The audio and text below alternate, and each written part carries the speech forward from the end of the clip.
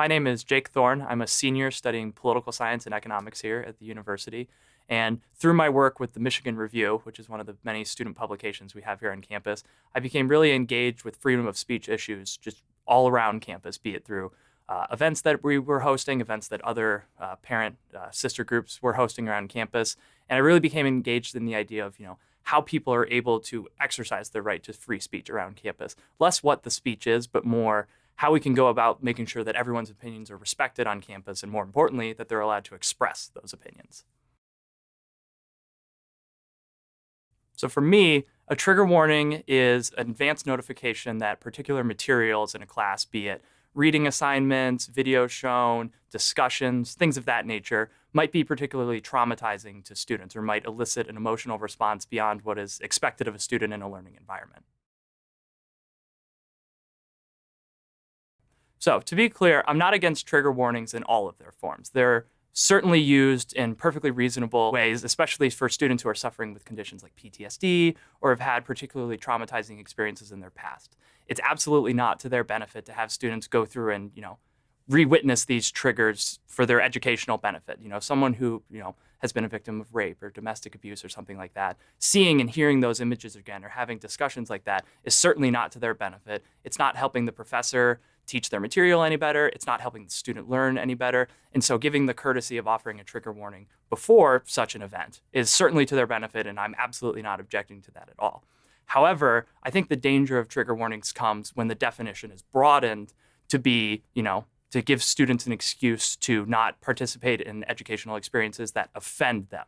So what tends to happen in their strongest forms is trigger warnings are allowed to be used as an excuse to leave class for, say, material that's offensive. I don't want to talk about race, politics, conservative political opinions, liberal economic opinions, things like that. And when we have definitions of trigger warnings that allow for students to leave when they simply find the material uncomfortable or they disagree with the opinions that are being expressed by the professor, then we get an environment where students aren't really learning the whole breadth of the material that's being talked about. So education, at least in my opinion, is supposed to be uncomfortable to some degree. We go to performances around campus through University Musical Society or on Broadway to challenge our pre-existing notions on the world around us, what we know, how we ought to do things. And especially in social sciences and humanities, where there's tons of different strains of opinions on how we ought to do things and how best to learn, I think it's important for students to be exposed to those kind of materials, be exposed to, even in like an economic capacity, laissez-faire economics versus socialism, Keynesianism, things like that. Looking at provocative art pieces if you're more of a humanities, art history student, things like that. And if we have trigger warnings as just kind of a catch-all excuse to leave class and not be challenged, professors don't have the opportunity to really instill what they're trying to teach. So I think the biggest danger with the trigger warning comes in how the professor goes about teaching their class.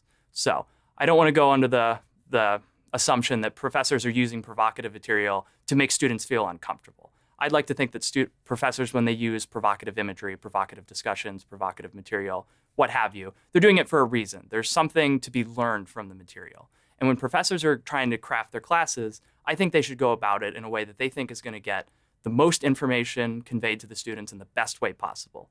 And when professors are constantly having to worry about trigger warnings, especially when they're very public and in the classroom, so saying, oh, hey, I'm about to go show a video, is anybody triggered by this? I want to warn you, X, Y, Z is about to happen. I think that can be very disruptive, and it presents a pervasive incentive for professors to not teach those provocative materials for fear of having to deal with the repercussions of them.